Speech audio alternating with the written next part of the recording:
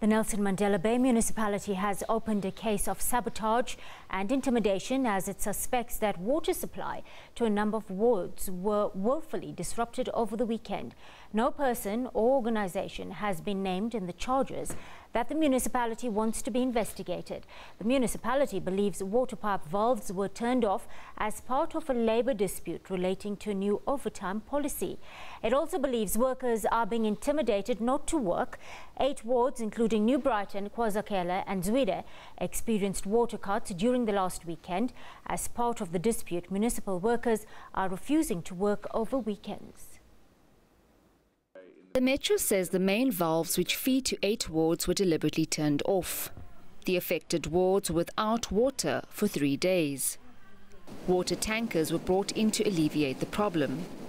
City officials say they have also found that several sewers were blocked with odd items like mattresses.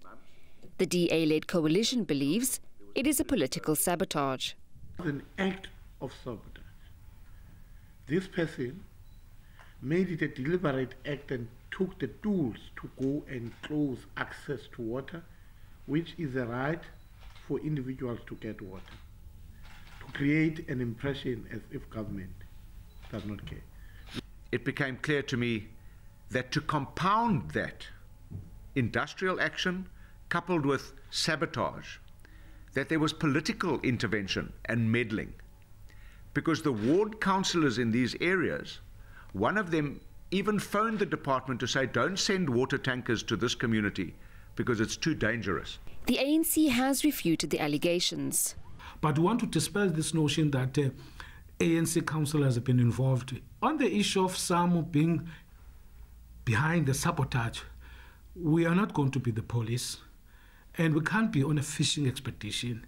Even the DA must not be on a fishing expedition. They must make investigation. I'm not talking about politicians.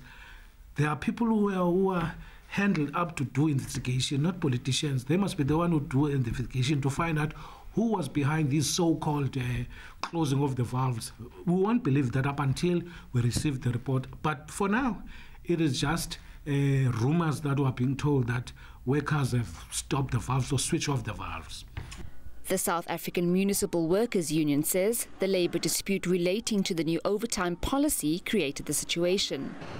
The union believes that valves were turned off as a precautionary measure. If there were valves that were switched off, it may be that workers were still busy fixing the pipe, and then the knock-off time arrived. And there is no way that you can switch on that valve when the problem is not fixed. As we have said earlier, it will lead to waste of water. The municipality says it has staff on standby to prevent a repeat of the situation. Jade Lee Paulser, SABC News, Port Elizabeth.